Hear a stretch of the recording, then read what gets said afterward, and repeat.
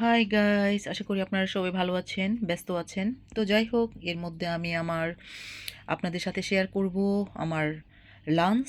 আজকে আমি নিয়েছি এই কিডনি বিনস, তারপর সুইট কর্ন, তারপর নিয়েছি এগ, ক্রাম্বল এগ করে নিয়েছি, তারপর নিয়েছি কিছু আপেল, আম, তারপর গাজর, শসা অ্যান্ড আঙ্গুর।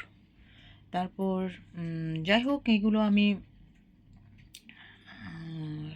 আসলে আমি কিডনি বিনসটা হলো টিনের কিডনি বিনস, টিনের ভিতর থেকে বের করে ওয়াশ করে, ওই যে আমরা যেরকম কি বলে, এই ছোলাগুলা ইফতারের সময় আমরা যেভাবে ছোলা ভুনা করি, ঠিক ওইভাবেই আমি নিয়েছি। আর সব কিছু রান্না হয়েছে হিমালয়ান পিঙ্ক সল্ট দিয়ে। আর এখানে আমি ড্রিঙ্কস হিসাবে নিয়েছি ইসবগুলের ভুসি, তুতমা, তারপরে মধু। এটা হট ওয়াটারের সাথে মিক্স করে খেতে হবে। এই তো ভিজিয়ে রেখেছিলাম। তো এইটা হলো আমার আজকের লাঞ্চ। আর এটা আমি এটা ডিনার হিসাবেও খাবো। হয়তো বা আর দুইটা আইটেম এটার সাথে যোগ হবে আজকের রাতের খাবার। তো যাই হোক, ভালো থাকবেন, সুস্থ থাকবেন আপনারা। আসলে এই যে কিডনি বিনস, কিন্তু এটা ভাতের কাজ করবে। তারপরে আপনার সুইট কর্নের মধ্যেও আপনার ভাতের যেই শক্তিটা, এটাও এখানে পাওয়া যাবে।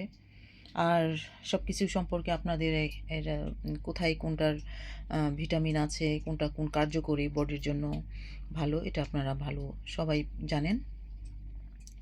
তো আমি এইভাবেই আমার ডিনার লাঞ্চ প্রতিদিন ডিফারেন্ট ডিফারেন্ট ওয়েতে আমি খেয়ে থাকি। তো আমি চেষ্টা করব আপনারা সবাই আমার যাই দেই না কেন চ্যানেলে, আপনারা আমাকে সাবস্ক্রাইব করবেন, কমেন্ট করবেন। আর আমার কুকিং ক্লাস আছে প্রতি টুইসডে।